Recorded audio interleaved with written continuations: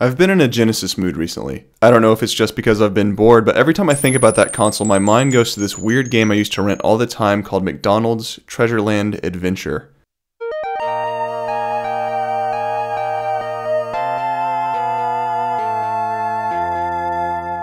You play as Ronald McDonald, who has found a piece of a treasure map and wants to find the rest of the pieces to understand where this treasure is. Now, I used to be a little bit chubbier and ate McDonald's a whole bunch when I was a little kid, but I never had an attachment to those characters like Ronald, that bird lady, Grimace, and the Hamburglar. After the plot is explained to you in some terrible English, Ronald starts out on his adventure immediately by harming things that look like they could be his friend. The magical sparkles Ronald shoots out of his fingers are his main attack, and he has a different move that lets him grapple to structures using his scarf. I don't know much about McDonald's canon, but this seems pretty weird that he has a scarf in his sleeve.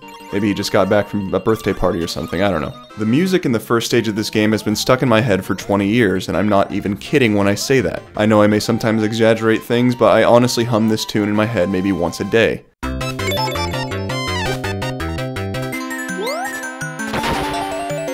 Making your way through the first world isn't that hard, and after seeing some spectacles like a gigantic water main burst and a fish slide, you come upon the Hamburglar. I like how they pepper McDonald's characters throughout the game because it actually gives it some context. Otherwise, this game would just look like a platformer with Ronald McDonald pasted over the main sprite. If you give the Hamburglar one of your jewels, aka your life meter, he gives you a hint on how to fight bosses in the game. The boss of the first stage is a gigantic tomato that sucks one of your life jewels away. After he does that, he finally becomes vulnerable to Ronald's sparkle fingers. I like this mechanic because it makes you sacrifice some of your life to harm the enemy. After another cutscene that involves terrible English, the tomato hands you the second piece of the map. You then advance to the second stage, which is essentially a gigantic train.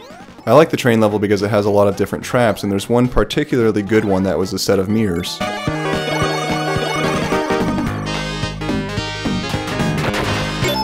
I thought that was pretty clever.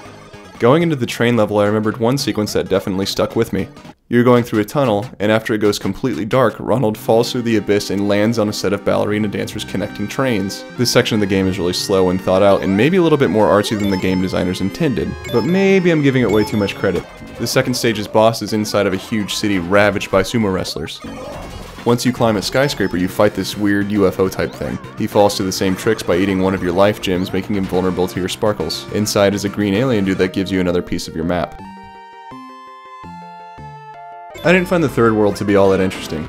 It opens strong with a cloud that looks so happy to help you but can't handle the weight you've put on by eating those hamburgers, you stupid ass clown. The boss of this world is of course a gigantic pair of lips with a pirate hat on. He foils Ronald throughout his trip on the pirate ship and eventually sends him tumbling to the bottom of the ocean.